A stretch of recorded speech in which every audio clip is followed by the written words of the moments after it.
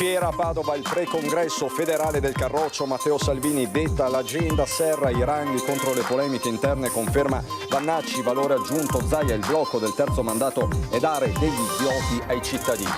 Sul palco anche il segretario regionale Alberto Stefani, che rilancia la mozione identitaria e traccia il solco rispetto agli alleati scomodi del centrodestra. Oltre 2000 in fiera a Padova dalla base leghista, i big del partito, ma spicca l'assenza di Roberto Marcato e Giampaolo Bottacin, vivace il confronto proprio su Vannacci. Nel novembre scorso aveva saltato le poste della Guizza a Padova usando un'auto come ariete, minacciando i presenti, un 55enne arrestato dalla polizia. Sdegno per la sparizione della foto di Giulia Cecchettin dall'altare della chiesa di Saonara, la rabbia dello zio, vergognatevi, l'appello della parrocchia per la restituzione. Torna a Bassano la cerimonia di consegna del cappello alpino ai giovani in ferma iniziale della scuola di Aosta. Nella città del Ponte tante penne nere per un evento che d'ora in poi si svolgerà stabilmente a Bassano. Alle 2 di questa notte il passaggio all'ora legale, le lancette avanti di 60 minuti, una misura da più parti contestata ma che resta confermata anche per il 2025. Bentrovati, buonasera telespettatrici, telespettatori di Antenna 3, la politica in primo piano per questa edizione regionale dei nostri telegiornali. Inevitabilmente perché oggi a Padova in fiera si è tenuto il pre-congresso della Lega, prodromico all'evento di Firenze, al congresso di Firenze. Sul palco Matteo Salvini, che ha serrato le file del partito dando la sua disponibilità a ricandidarsi come segretario, ma a patto che la Lega si ricompatti e si lasci alle spalle polemiche e dissenso interni. Partiamo da qui. Per chi verrà a Firenze, se posso essere utile al mio popolo, alla mia comunità, non al mio partito, al mio movimento, alla causa dei nostri figli, io ci sono. Con una sola umile, sobria richiesta, con tutti gli avversari che abbiamo fuori da qua, dobbiamo essere compatti, granitici. Sia la ricandidatura a segretario del partito tra una settimana a Firenze, ma solo con la garanzia di azzerare attacchi, polemiche e fughe in avanti. Dal palco di Padova Matteo Salvini detta le sue condizioni e chiede ai militanti di ricompattare le file, così da spegnere quel dibattito interno che negli ultimi anni ha portato a prese di distanza e anche ad espulsioni. Scandisce le tappe al congresso federale, seguiranno i ragionamenti sulle regionali. Siamo prontissimi alle elezioni regionali, siano in autunno, siano in primavera. Luca Zaia è e sarà parte integrante della grande squadra della Lega. L'obiettivo è di essere il primo partito. Alla coalizione Salvini ribadisce che proporrà un candidato leghista. Aspettiamo la sentenza della consulta, perché se la consulta eliminasse il limite dei mandati, ovviamente il nome e il cognome noi ce l'abbiamo ed è Luca Zaia. Se così non fosse, porteremo alla coalizione questi decenni di buon governo e una proposta leghista per continuare questo bel lavoro di squadra. Se Zaia non dovesse essere, Salvini esalta il percorso e i meriti del segretario regionale Alberto Stefani. Quanto a Roberto Vannacci, getta acqua sul fuoco. Non c'è polemica, non esiste. Siamo una squadra che cresce, fortunatamente. Sono altri che si stanno riducendo, noi stiamo crescendo. Roberto Vannacci sarà un valore aggiunto. Con quale ruolo lo stabiliremo dopo il congresso? Ma il generale manda anche un chiaro messaggio. Sicuramente se qualcuno vuole avere dei ruoli lo fa da iscritto alla Lega. Però questo lo vedrete sabato e domenica a Firenze? No, oggi no. Parla di Lega, collante e pungolo del centrodestra. Salvini invita i giovani sul palco e ripete come un mantra che il partito deve allargarsi, deve includere. Parla di riforma della giustizia sempre più urgente e del programma di governo. Autonomia e premierato stanno insieme, non solo perché c'è nel programma. Avere più poteri alle regioni e avere un governo forte, stabile, eletto direttamente dai cittadini farà dell'Italia un paese più moderno, più efficiente. Logico e naturale, dice, essere autonomisti e sovranisti. Neanche un euro sia speso nel riarmo. La Presidente della Commissione Europea, von der Leyen, pensa di essere il cancelliere tedesco, attacca. Se la von der Leyen si sente il primo ministro tedesco, si occupi di Germania. 800 miliardi di euro di debito comune per comprare munizioni, armi, missili e carri armati? No, no e ancora no.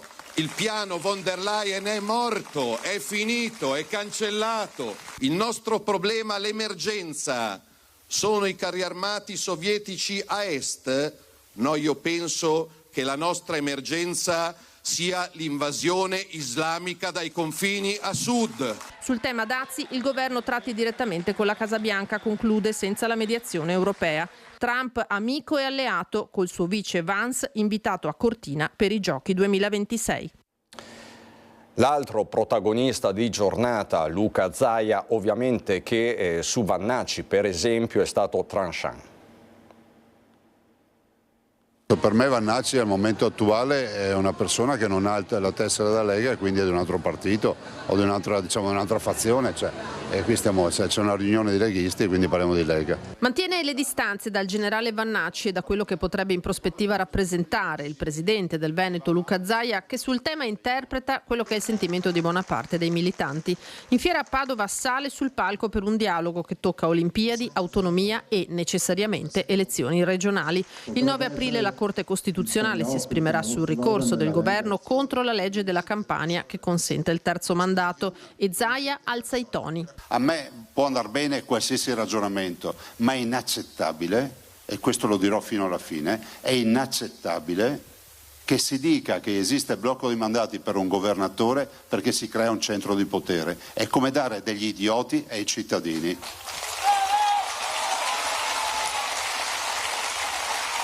Perché abbiamo storie di governatori e di sindaci mandati a casa dopo il primo mandato.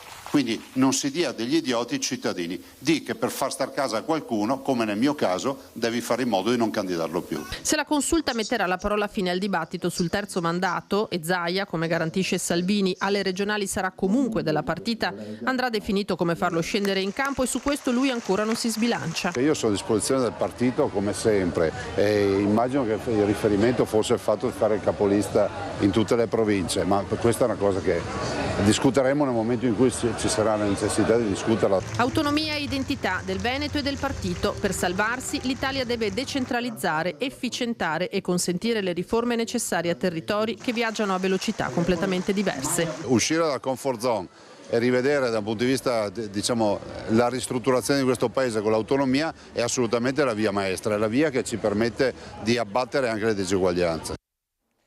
Ma quello di oggi è stato anche il giorno di Alberto Stefani.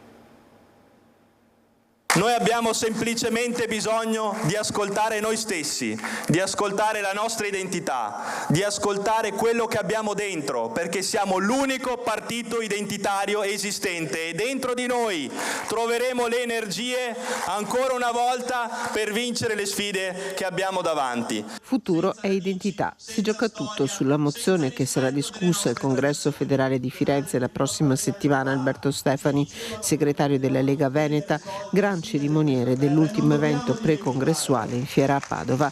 Applaudito e salutato dai 2000 presenti, l'invito a tutti è chiaro: basta beghe, si lavori per l'unità. Io credo che un partito abbia bisogno di unità, ma soprattutto ne abbiano bisogno i cittadini, ne abbiano bisogno i veneti. I veneti non vogliono litigi, vogliono una politica seria, sobria, capace, onesta, trasparente. Questo è quello su cui io sto lavorando e questo è quello per cui io lavorerò. 18 minuti di discorso danno avvio ai lavori. Il grazie a Matteo Salvini e quello applauditissimo a Luca Zaia, poi la declinazione convinta della parola identità scandita in molteplici forme, a partire dalle autonomie locali davanti ai sindaci e amministratori della Lega presenti. In nome dell'identità, duro l'attacco a chi la contrasta, tra questi l'Europa. Significa anche difendere la nostra libertà di pensiero contro organizzazioni sovranazionali che fino a qualche anno fa ci dicevano che non potevamo spendere soldi, i sindaci se lo ricordano, coi patto di stabilità, e oggi ci vengono a dire che si possono fare 800 miliardi di debiti per riarmare l'Europa. Noi diciamo no a tutto questo. Applaudito dai presenti, richiama i valori cristiani, fondamentale la difesa del Veneto. Significa difendere la nostra terra, significa difendere la nostra regione, significa difendere il Veneto e continueremo a farlo con la stessa forza con cui l'abbiamo fatto soprattutto negli ultimi mesi, con tutte le nostre forze. Richiamo puntuale anche nei confronti di Salvini. Salvini ha capito che questo territorio è un territorio identitario, ha accolto la nostra posizione identitaria all'interno del partito, credo sia assolutamente fondamentale che questo sia avvenuto e io lo ringrazio. Il Veneto deve continuare ad essere identitario, non cambierà mai questa strada. Tutto bene, quindi resta da vedere perché spiccano delle assenze illustri. Filano sottosegretari, europarlamentari, sindaci di tutto il Veneto, lo squadrone di governatori del nord, circa 2000 persone in sala, ma spiccano due assenze illustri che alla fine si notavano di più rispetto a tutta la platea leghista accorsa a Padova per ascoltare il discorso di Matteo Salvini, il manifesto della sua ricandidatura a segretario. I grandi assenti sono i due assessori regionali, Roberto Marcato, l'anima leghista, le ultime regionali, l'uomo del partito che ha ottenuto più preferenze, e Giampaolo Bottaccino, ufficialmente impegnato a Pederoba ad un appuntamento della Protezione Civile. Chi non c'è, ma suo malgrado è protagonista anche dei ragionamenti della base leghista, è il generale Roberto Vannacci. Vannacci è un'altra cosa, Vannacci è una persona importante, però Vannacci non è Lega. Noi crediamo nei nostri leader. Vannacci è potente. Vannacci è potente, non è leghista. Vannacci è un'altra persona, noi siamo per Salvini. Vannacci è una persona che piace, non è mica un leghista. Se condivide le nostre idee è bene accetto. Non vedo che faccia molta differenza né intervenga nelle questioni principali della Lega. Nella locandina dell'evento, vicino ad Alberto da Giussano, spunta il tricolore. I discorsi più apprezzati dalla platea restano quelli di Luca Zaia e Alberto Stefani. Alberto Stefani, la presentazione che ha fatto è stata eccezionale. Quello di Alberto Stefani sicuramente rappresenta l'identità cioè la natura della Lega, quindi del Veneto. Diciamo che Luca Zaia è stato magnifico, nulla che togliere al mio presidente Massimiliano Freghiga. All'interno della sala i big guardano al futuro della Lega per due questioni chiave per il Veneto, l'autonomia e le prossime regionali. Mi piace pensare alla Lega, come ci diceva prima, della concretezza, la Lega del buon governo, sperando fino alla fine che possa essere ancora Luca Zaia l'interprete di questo buon governo, anche perché non siamo solo noi a dirlo, ma sono i cittadini del Veneto. Il contenitore di oggi diventa un contenitore che deve essere in grado di lanciare le idee per il Veneto del futuro. Chiaramente l'autonomia è la pietra miliare di questo movimento. Il futuro del nostro Paese passa attraverso anche la capacità di contrastare coloro che magari pensano più alle armi che ad altro. E a fare il punto del percorso dell'autonomia differenziata è stato il ministro Calderoli. Ha lavorato sull'autonomia anche a Natale e adesso la legge sui LEP è a un passo dalla discussione in Consiglio dei Ministri. Si presenta davanti ai 2000 di Padova Roberto Calderoli, che rivendica il lavoro fatto sull'autonomia e si difende dalle accuse contro i numerosi viaggi al sud. Io credo di essere uno dei leghisti Lega Lombarda più antichi ormai in circolazione. Ho aderito anche alla Lega Nord. Ho creduto fin dall'inizio all'autonomia e al federalismo e io sono orgoglioso di essere salito sul palco di Venezia a prestare il giuramento all'indipendenza della Padania. E quella secessione io non l'ho solo dichiarata, l'ho anche praticata. Del resto non aveva molte soluzioni perché la legge sull'autonomia potesse andare avanti. Le strade sono due. O uno prende il tanco e va in piazza San Marco, però magari si porta a casa, poveretto, qualche anno di galera, ma non va da nessuna parte. Oppure prendi la strada parlamentare, la via costituzionale, e che può piacere o non piacere. Ma 2/3 dei membri del Parlamento sono del centro e del sud e io ho dovuto convincere anche loro e alla fine l'hanno votata, perché la legge è passata. Dopo l'impasse di inizio anno, adesso il disegno di legge sui livelli essenziali di prestazione, richiesta che arriva dalla Corte Costituzionale, arriverà a breve sul tavolo del Consiglio dei Ministri.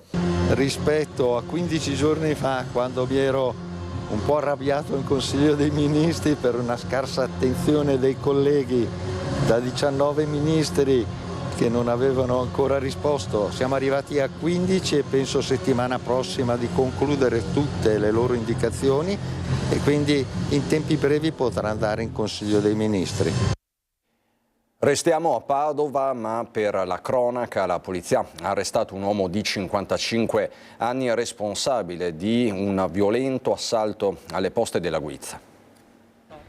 Non giovane, corporatura magra e alto 1,70 m, era abbastanza precisa la descrizione del rapinatore fornita dai dipendenti e dai clienti presenti nell'ufficio postale Padova 16 di Piazzale Cuoco alla Guizza lo scorso 15 novembre. Erano le 12:15 quando un'auto, una vecchia Fiat Uno, era piombata in retromarcia dentro all'ufficio con un uomo a bordo che, casco integrale in testa, aveva minacciato tutti i presenti e, non riuscendo ad aprire la cassaforte, era fuggito con 250 euro trovati in un cassetto e il portafoglio di una delle dipendenti in sella a una moto di grossa cilindrata. Un colpo che gli agenti della squadra mobile della polizia ha ricordato molto il modus operandi di una vecchia conoscenza, un 55enne padovano, già finito in carcere 20 anni fa per numerose rapine commesse e condannato per l'associazione a delinquere, per l'assalto con l'esplosivo a bancomat di diversi istituti bancari. Un'accurata attività tecnica sovrapposta alle immagini delle telecamere di videosorveglianza ha permesso di raccogliere un quadro indiziario che ha portato il GIP a emettere un ordine di custodia cautelare in carcere con l'accusa di rapina aggravata, riciclaggio e furto delle auto e della moto usate per il colpo. L'uomo è stato rintracciato venerdì sera nella sua abitazione di Padova e arrestato. Indignazione e lo sdegno di Saunara per la sparizione dall'altare della chiesa della foto di Giulia Cecchettin. Qualcuno ha rubato o nascosto la foto di Giulia Cecchettin posta sull'altare in chiesa a Saonara. Ci sono telecamere, niente di grave, ma il gesto infastidisce la comunità e la famiglia. Chiunque sia stato è pregato di rimetterla al suo posto e vergognarsi. Il post sulla pagina Facebook 6 di Saonara Se è stato scritto dallo zio di Giulia, Andrea Camerotto, dopo aver appreso che la foto della nipote era stata rubata. Ieri sera c'era il rosario per una defunta che abbiamo appena terminato il funerale e io, girando l'occhio, mi sono accorto che non c'era la foto e quindi ho parlato col parroco e niente. Stamattina alle 6:30 ho visto lo zio e gli ho detto che mancava la foto. Lui ha messo la notizia sui social e quindi si sono già mobilitati i carabinieri eccetera. Noi abbiamo una videosorveglianza in chiesa all'interno e abbiamo visto che è stata presa ancora giovedì pomeriggio e quindi è un signore vestito con un soprabito lungo e si vede che si prende la foto, però non è dei nostri da poter dire che lo conosciamo. Poi il sito è salito in macchina e si vede la macchina ma non si riesce a leggere la targa e si è dileguato. La foto di Giulia Cecchettin si trovava qui, in questo spazio che ora è vuoto, accanto ad una scatola contenente i fiocchetti rossi, simbolo della violenza contro le donne, e ai disegni realizzati dai bambini della scuola materna dedicati a lei. Difficile al momento comprendere il motivo del gesto che ferisce una famiglia già distrutta dal dolore. Criptomani ci sono e quindi persone con disagi ci sono. Io mi fermo lì. Della vicenda si stanno occupando i carabinieri, visionando anche le immagini delle telecamere di videosorveglianza, ma la speranza è che il ladro riponga la foto di Giulia quanto prima. Se la riporta lui è meglio per lui perché ormai stanno indagando, insomma. Quindi se in qualche maniera la fa avere è più semplice e si chiude qua, e se no la foto ritornerà, insomma. Giulia intanto rivive nel mandorlo piantato dai ragazzi e dagli animatori del Grest nel giardinetto accanto alla chiesa, per gridare al cielo la speranza e per dire a tutti che la vita è per sempre. Affitti in nero, c'è un'operazione della Guardia di Finanza, andiamo nel Vicentino. Operazione Ghost Guest, 6 denunce per omessa comunicazione alla questura delle persone ospitate, una segnalazione per locazione abusiva. Brillante operazione della Guardia di Finanza Ritiene, della Polizia Locale Nevi, che ha portato a individuare strutture affittate a cittadini stranieri completamente fuori norma. Scoperte camere e dormitorio ricavate in sottotetti non abitabili e in posti angusti, con i letti sistemati in sgabuzzini e sottoscala, in alcuni casi in condizioni igienico-sanitarie al limite del decoro. senza impianto di riscaldamento e acqua calda, con bagni assolutamente insufficienti e inadeguati per il numero di persone alloggiate. Gli inquilini trovati all'interno dei 6 appartamenti controllati a Thiene erano tutti in regola con i permessi di soggiorno e con i documenti e probabilmente pensavano di essere in regola anche con la locazione. In realtà gli affitti, che oscillavano tra i 120 e i 200 euro mensili per un posto letto, erano percepiti dai proprietari delle strutture in nero. Oltre a questo, gli inquirenti hanno riscontrato l'assenza delle comunicazioni di ospitalità, 20.000 euro di sanzioni comminate, e del rispetto della normativa regionale in materia, altri 16.000 euro di multe. Da Thiene a Bassano per raccontarvi di un pomeriggio fatto di emozioni alpine.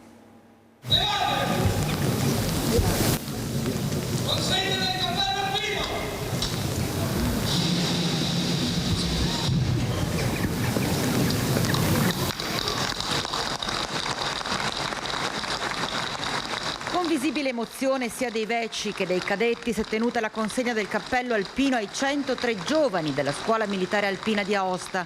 Una cerimonia densa di significati che si è svolta a Bassano del Grappa, città che con gli alpini ha da sempre un legame viscerale. E proprio dal Ponte Vecchio, dal Ponte degli Alpini, monumento nazionale, è partito il corteo, trainato dalla fanfara della Brigata Iulia.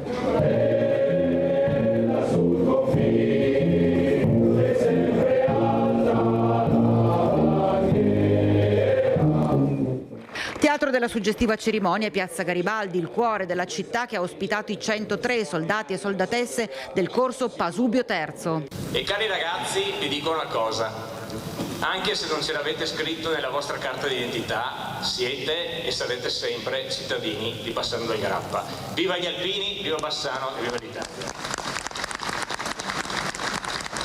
In una frase che è diventata oramai iconica, vi abbiamo donato il nostro tempo, e parlo a voi, giovani alpini, e ci avete restituito professionalità, capacità, tecnica e ardimento. Una piazza gremita perché oltre alle famiglie dei cadetti anche tantissimi bassanesi che non sono voluti mancare un appuntamento carico di speranze in questi giovani nuovi alpini. Voi dovete essere insieme a noi capaci di trasmettere quei valori, quel senso di appartenenza, quell'identità che è fondamentale.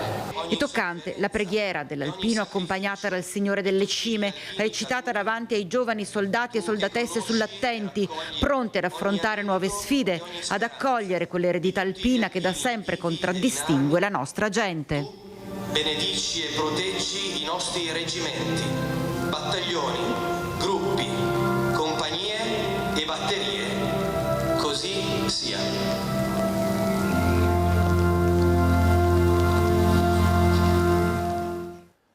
Vi ricordo in ultima battuta che stanotte torna l'ora legale, esattamente alle 2 scatterà il cambio dell'ora. Le lancette degli orologi si dovranno spostare in avanti di un'ora, l'ora di smartphone, tablet, computer e di qualsiasi dispositivo connesso a internet si aggiornerà in maniera del tutto automatica. Nonostante le discussioni sull'abolizione dell'ora legale, l'Unione Europea ha confermato la permanenza della misura anche per il 2025. È tutto dalla Veneto, subito dopo la sigla c'è il meteo. Buona serata.